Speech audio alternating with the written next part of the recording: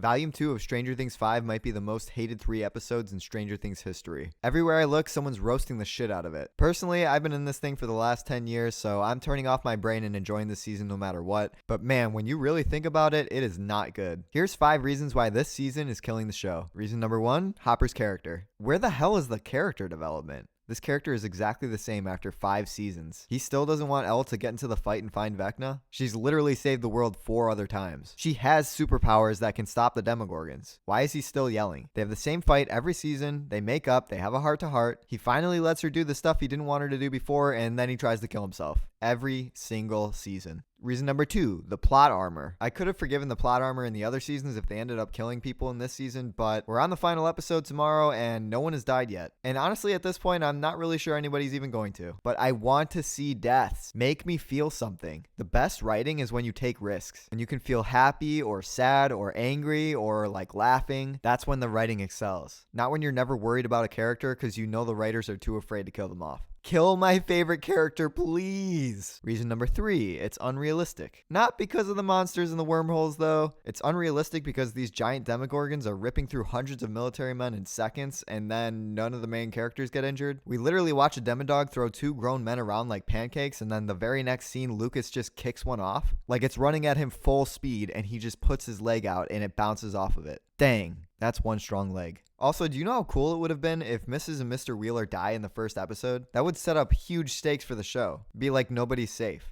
But instead, the Demogorgon rips her throat out and her intestines, and she's fine. She just can't really speak a little bit. It's ridiculous. I hate when shows do that. Reason number 4, sidelining the main characters. Holly, Will, and Robin are the main characters of this season. What happened to all the other characters? We've gotten no meaningful scenes with them. I don't know, maybe I'm remembering wrong, but that first season focused on a very small group of characters, and now there's like 100 characters introduced that we have to spend time with, and it ends up being like 2 minutes with each of them. And for some reason, the main characters of season 5 are the most annoying ones in the show. Except for Holly. Holly's been doing a really good job this season. But yeah, I mean, we've gotten 1 scene with Dustin and Steve, 1 scene with Nancy and Jonathan. I don't even remember any scenes with Mike. Where'd all the main characters go? And reason number 5 would be my most controversial reason, and that's Will's coming out scene. Okay, so guys, Will is gay.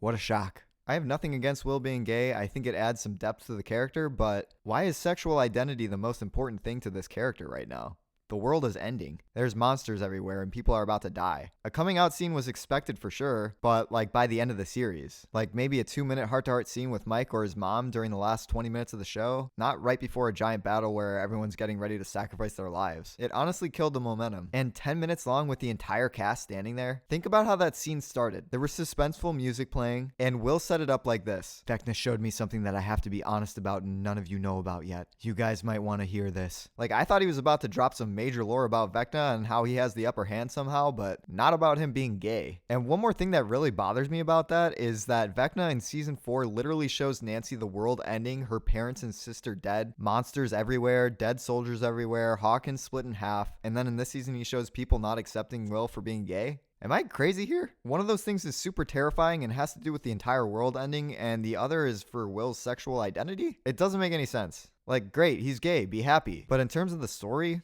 why does this have to matter so much? And honestly, it seems like the entire season was just made for Will to come out. There's been literally 3 10-minute monologues about Will being gay, and plenty other scenes about it too. I care about Will's character. I like Will's character. I don't care who he chooses to like or what he does behind closed doors. It just doesn't belong in a mystery monster show. But in conclusion, overall, to be totally honest, I don't really mind this season that much. Like I said before, I've enjoyed it, but honestly, looking back at it, I'm definitely not going to rewatch it. And I really hope they can finish the show off properly because it deserves a good ending. The first 4 seasons were phenomenal. But after these first 5 episodes of season 5, I'd actually probably be okay if it ended with it all just being a D&D game that the kids made up.